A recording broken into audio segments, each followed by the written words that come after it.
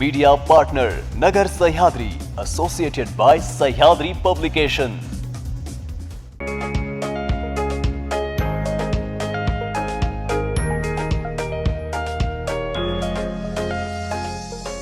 नमस्कार, मी साक्षी. न्यूज 24 सह्याद्रीमध्ये तुमचं स्वागत. सह्याद्रीचा आरोग्याचा पासवर्ड या आमच्या विशेष कार्यक्रमात आपलं सगळ्यांचं स्वागत. पायावर निळसळ, फुगलेल्या आणि वळणदार दिसणाऱ्या शिरा, दीर्घकाळ उभे राहिल्यानंतर पाय दुखणे, जड वाटणे किंवा सूज येणे, अनेक जण या लक्षणांकडे दुर्लक्ष करतात. मात्र ही साधी समस्या नसून व्हेरिकोज वेन्स या आजाराची सुरुवात असू शकते. व्हेरिकोज वेन्स म्हणजे नेमकं काय, हा आजार का होतो, याची लक्षणे, धोके आणि आधुनिक उपचार पद्धती कोणत्या आहेत, याविषयी सविस्तर माहिती जाणून घेण्यासाठी आज आपल्यासोबत उपस्थित आहेत व्हेरिकोज वेन्स तज्ज्ञ डॉक्टर शुभंकर देशपांडे. डॉक्टर, सर्वप्रथम आमच्या न्यूज चॅनल मध्ये तुमचं स्वागत. थँक्यू. तर डॉक्टर, व्हेरिकोज वेन्स म्हणजे नेमकं काय? व्हेरिकोज वेन्स हा बऱ्यापैकी कॉमन आजार आहे. ह्याच्यात काय असतं, आपल्या पायाची स्किन जी असते त्याच्या खालच्या वेन्स म्हणजे अशुद्ध रक्तवाहिनी या फुगतात आणि त्याच्यामुळे पेशंटला अनेक प्रकारचे त्रास होतात. अगदी पायाची सूज होते किंवा त्याच्यापर्यंत अगदी अल्सर म्हणजे जखमेपर्यंत त्रास हा वाढू शकतो.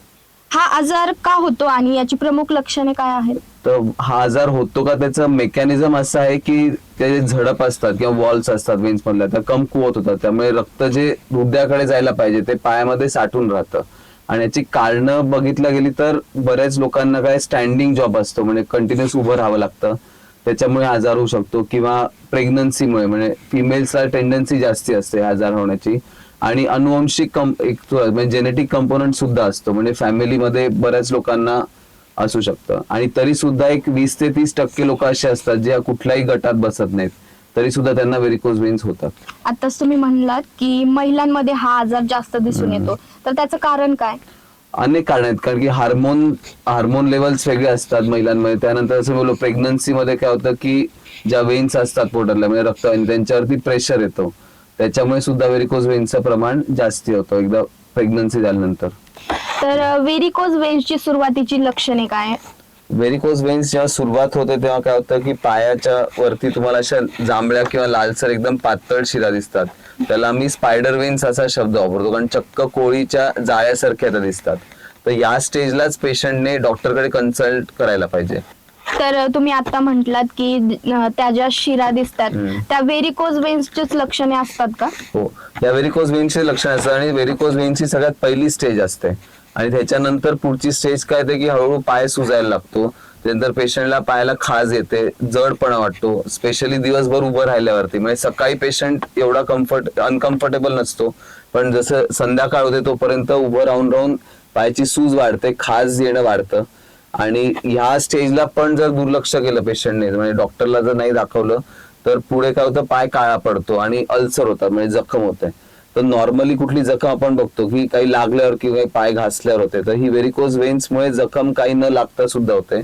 आणि टिपिकली घोट्याच्या वरती पायाच्या आतल्या भागाला होते जखम. मग नेमकं पेशंटने कोणत्या टप्प्यावरती डॉक्टरांकडे जावं? सो पेशंटनी त्या जसं बोला जांभळ्या लालसर निळ्या ज्या दिसायला लागतात शिरा पायावरती तेव्हाच दाखवायला पाहिजे, किंवा कमीत कमी पायाला सूज यायला लागली तेव्हा तरी पेशंटने लवकर जाऊन डॉक्टरला कन्सल्ट करायला पाहिजे. तर डॉक्टर, उपचारासाठी साईदीप सह्याद्री हॉस्पिटलमध्ये कोणते पर्याय उपलब्ध आहेत? तर सगळ्यात पहिले कुठला व्हेरिकोज वेन्सचा पेशंट जेव्हा आमच्याकडे येतो साईदीप सह्याद्री हॉस्पिटल, आम्ही काय करतो, एक सोनोग्राफी म्हणजे डॉपलर ज्याला म्हणतो ते करून बघतो की खरोखर कितपत सिव्हिअर म्हणजे कितपत गंभीर आहे त्याची स्टेज व्हेरिकोज वेन्सची. जर कमी असेल म्हणजे फक्त सूज असेल पायाला, तर युजली आम्ही स्टॉकिंग सांगतो घालायला. आणि त्याच्याहून जास्ती असेल म्हणजे पायाला सूज खूप जास्ती असेल किंवा खाज खूप जास्ती असेल किंवा अल्सर वगैरे असेल, तर आपल्याकडे 2 ऑप्शन्स अवेलेबल असतात. एक तर लेझर असतं, नाहीतर ग्लू ट्रीटमेंट असते. या दोन्हीनी आपल्याला पेशंटला एका दिवसामध्ये ट्रीट करून घरी पाठवता येतं. काही टाके किंवा व्रण राहत नाही अंगावरती आणि पेशंट त्याच्या नॉर्मल म्हणजे जे वैयक्तिक लाईफ नॉर्मल कामाला वगैरे नेक्स्ट डे पासून रुजू होऊ शकतो. तर ऑपरेशन नंतर पण हा त्रास जाणवतो, तर हे खरं आहे का?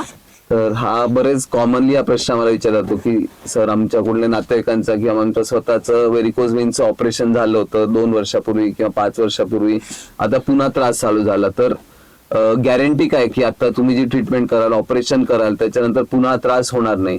तर सगळ्यात पहिले हे मला सांगायला आवडेल की हे ऑपरेशन नसतं, कारण की याच्यात जसं म्हणलं एका 2 मीटरच्या छिद्रातून आपण पूर्ण केस करतो, पेशंटला बेशुद्ध सुद्धा करावं लागत. सो ऑपरेशन असं नसतं, म्हणजे सो ऑपरेशनची भीती पेशंटनी बाळगावी नाही. आणि जर लेझरनी किंवा ग्लूनी जर व्हेरिकोज वेन्सची आपण ट्रीटमेंट केली तर मोस्ट केसेसमध्ये व्हेरिकोज वेन्सचा त्रास होत नाही. आता काही काही केसेस जे तुम्ही सांगताय की कोणाची ट्रीटमेंट झाली आणि पुन्हा व्हेरिकोज वेन्सचा त्रास झाला, त्याचं कारण हे की एखाद्या माणूस जो करतो ट्रीटमेंट त्याला प्रॉपर सोनोग्राफीचं आणि त्या ट्रीटमेंट म्हणजे लेझर किंवा ग्लू दोन्हीचं मेकॅनिझमचं नॉलेज पाहिजे.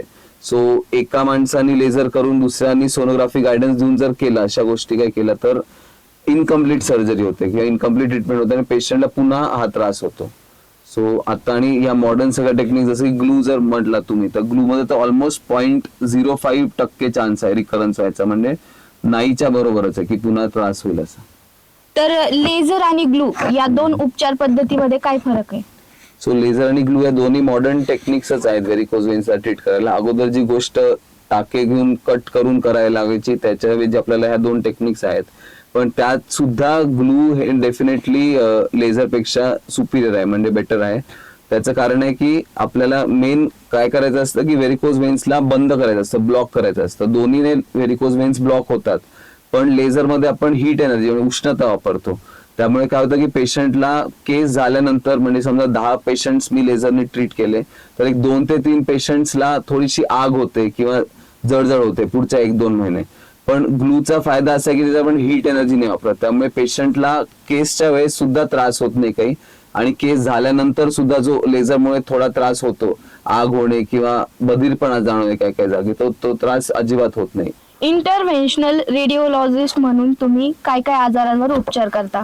तर सगळ्यात पहिले आपण व्हेरिकोज वेन्स बद्दल तर आपण करतोच ट्रीटमेंट. त्याच्या व्यतिरिक्त आम्ही जे सगळे आजार असे ट्रीट करतो त्याच्यात आपण सर्जरी अवॉइड करून मिनिमली इन्व्हेसिव्ह म्हणजे कमीत कमी टाके घेता किंवा जनरल अनेस्थेसिया न देता आम्ही अनेक आजारांवरती ट्रीट करतो. फॉर एक्झाम्पल थायरॉइडची गाठ असते मानेमध्ये, तर त्याला काय सर्जरी युजली आजपर्यंत केली जायची की टोटल किंवा हेमिथायरॉइडक्टॉमी जे म्हणतात की कट करून मानेला कट करून थायरॉइड ग्रंथी काढायला लागायची, तर त्याला आपल्याला विदाऊट सर्जरी आम्ही ट्रीट करतो. तसंच गर्भाशयाच्या गाठी असतात फायब्रॉइड्स, त्याला पण आम्ही युट्राइन अट्रेम्युलेशन नावाची एक टेक्निक असते, त्याच्यात विदाऊट सर्जरी आम्ही लोकल अनेस्थेसियामध्ये म्हणजे बेशुद्ध न करता पेशंटला ट्रीट करतो. असे अनेक आजार असतात आमच्याकडे, जसं की एका पेशंटला स्मोकर असेल किंवा डायबिटीज असेल, त्याला पाय काळा पडला, त्याला आपण गँग्रीन असं म्हणतो, त्याला पण आपण अँजिओप्लास्टीद्वारे आपण बरं करू शकतो. सो असे अनेक आजार आहेत ज्यांना आपण विदाऊट सर्जरी ट्रीट करतो. सो आमची जी ब्रांच आहे इंटरव्हेन्शन रेडिओलॉजी ही डेव्हलपच त्याच्याकरता झाली की म्हणजे त्रास न होता आणि कमीत कमी खर्च, हॉस्पिटल स्टे कमीत कमी करून कसं आपण आजारांना ट्रीट करता येईल ह्याच्याकरताच आमची ब्रांच डेव्हलप झाली. तर डॉक्टर, व्हेरिकोज वेन्स होऊ नये म्हणून काय काय काळजी घ्यावी? जसं मी बोललो, व्हेरिकोज वेन्स कोणालाही होऊ शकतात. 20 ते 30% लोक असे आहेत ज्यांना काही कारण नसताना होतो. आपण ऍटलिस्ट त्याची प्रोग्रेस म्हणजे ते न वाढण्याकरता काय करू शकतो की कंटिन्युअस एका जागी बसून किंवा कंटिन्युअस उभं नाही राहायला पाहिजे. लोकांचा असा समज असतो की फक्त कंटिन्युअस उभं राहण्यामुळेच होतं, तर तसं नाही. कंटिन्युअस एखादा माणूस बसत असेल, समजा ऑफिस जॉब असेल, क्लर्कचं काम करत असेल, त्याला सुद्धा टेंडन्सी असते, तर त्याने काय करायचं की मध्ये अर्ध्या 1 तासाने उठून चक्क अलार्म लावून सुद्धा उठून एक 5-10 मिनिटं चालून पुन्हा येऊन बसू शकतो. आणि त्याच्याहून पुढची स्टेज असेल तर बाकी गोष्टी आहेत की स्टॉकिंग्स जे असतात ते घालून बघू शकतात. स्टॉकिंग्स जर नाही सूट झाले किंवा स्टॉकिंग्सने जर पेशंटला हेल्प नाही झाली तर आपल्याकडे हे जे आपण टेक्निक्स बोललो त्याने आपल्याला व्हेरिकोज वेन्सला ट्रीट करता येतं. तर डॉक्टर, अतिशय महत्त्वाची आणि उपयुक्त माहिती आपण आज प्रेक्षकांना दिली आहे. अनेक जण पायातील वेदना, सूज किंवा फुगलेल्या शिरांकडे दुर्लक्ष करतात, मात्र वेळेवर निदान आणि उपचार केल्यास व्हेरिकोज वेन्सवर प्रभावीपणे मात करता येते, हे आपण आज स्पष्ट केलंय. प्रेक्षकांनो, जर तुम्हीही पायांमध्ये अशा प्रकारची लक्षणे जाणवत असतील तर याकडे दुर्लक्ष करू नका आणि तज्ज्ञ डॉक्टरांचा सल्ला अवश्य घ्या. डॉक्टर शुभंकर देशपांडे यांचं मनपूर्वक आभार. अशाच आरोग्याविषयी महत्त्वाच्या माहितीसाठी तुम्ही पाहत राहा न्यूज 24 सह्याद्री.